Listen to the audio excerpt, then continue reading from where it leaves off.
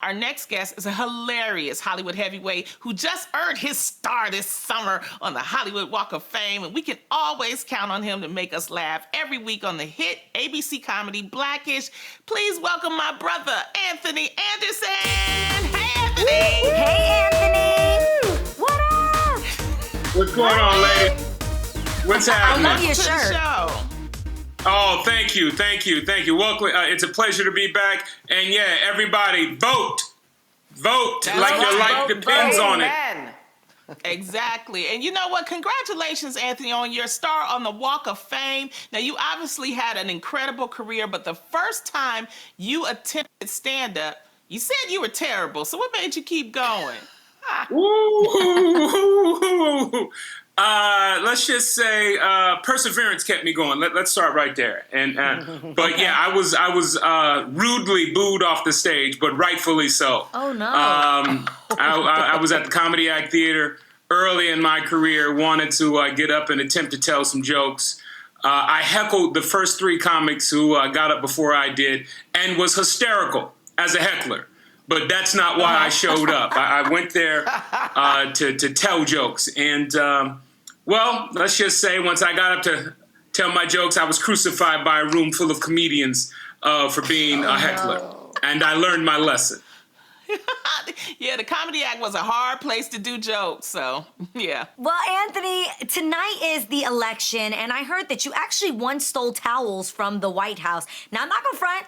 I already admitted to the fact that when we went to the White House to interview First Lady Michelle Obama, we also stole some towels. Granted, they were paper ones, okay? But you stole actual, like, linen towels. How did you do that? How did you get away with it? What's the story? Were you nervous? I need the details.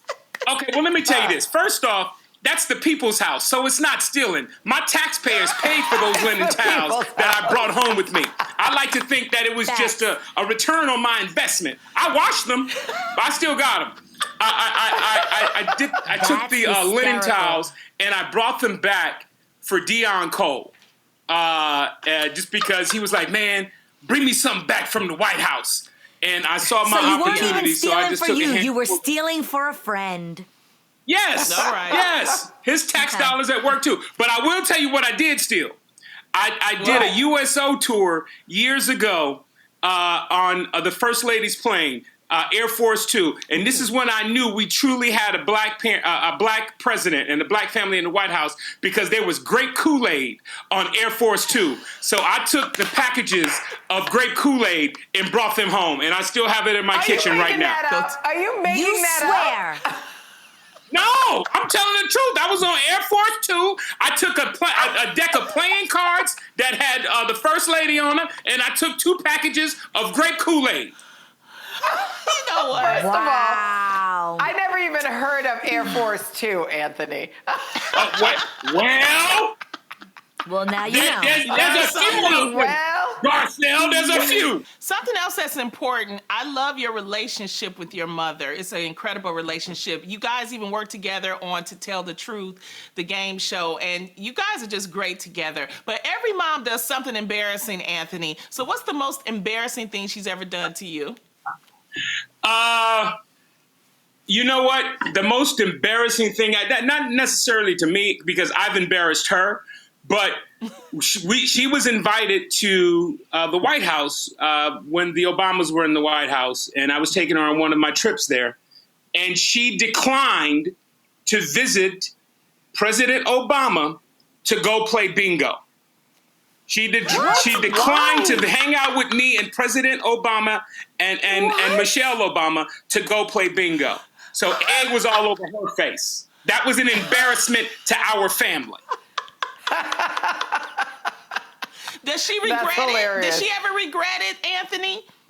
No, she doesn't regret it because she won that day. She was like, see, that's why I didn't go. I had a feeling I was going Wow. to win. Yeah, but she only won $250, Lonnie. But she doesn't regret it. Jeez.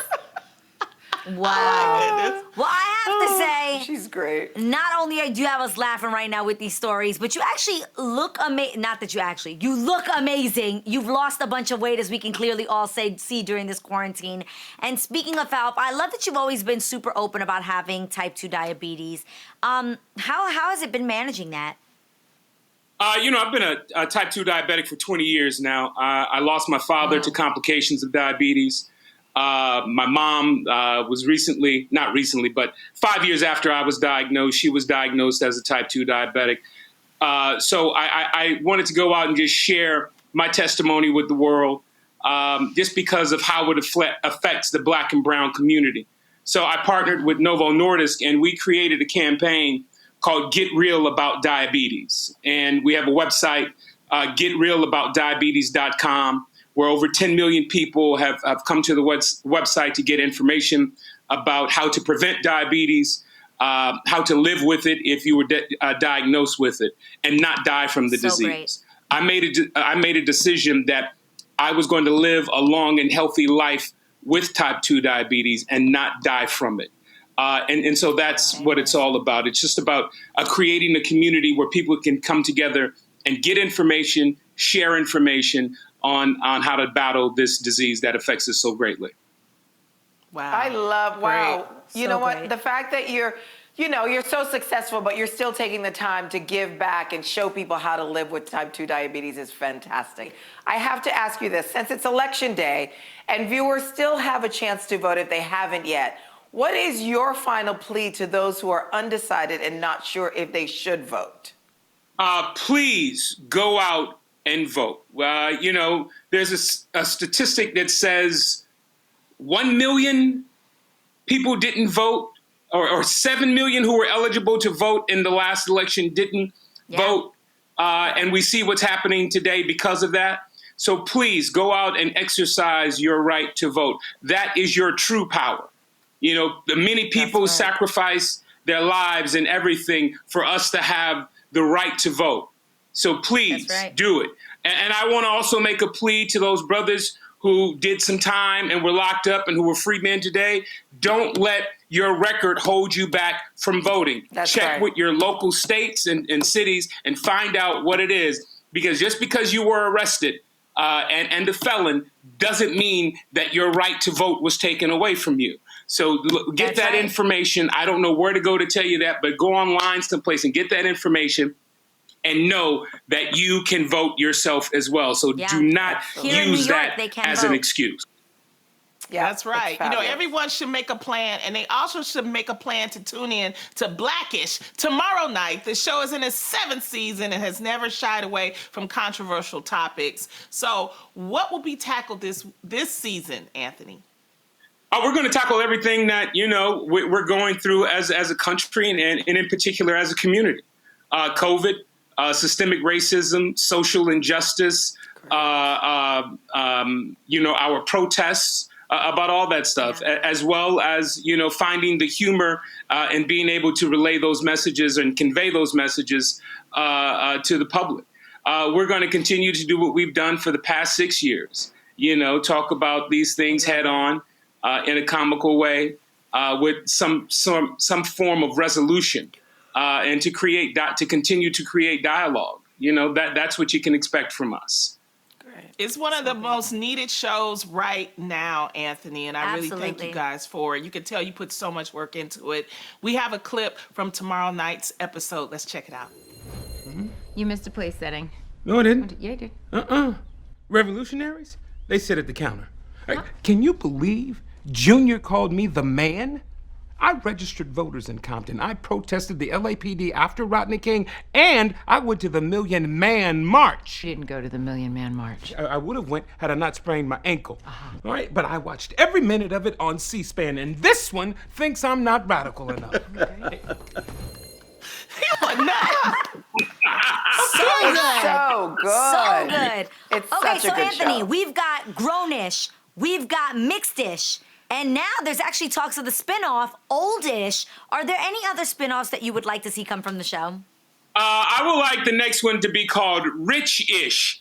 So we all can get paid. No, just whatever comes naturally from the show. Oldish is the natural way to go with the next incarnation of the Ish universe. So we'll see where that takes us. But I'm just happy that people are tuning in 7 years later, 4 years later on Grownish, now the second season of Mixedish. I'm glad that we have created something that's entertaining for the masses across the board. So I'd like to thank all of our fans worldwide who support us and continue to support us. But Anthony, So I got a awesome. pitch. I want faddish.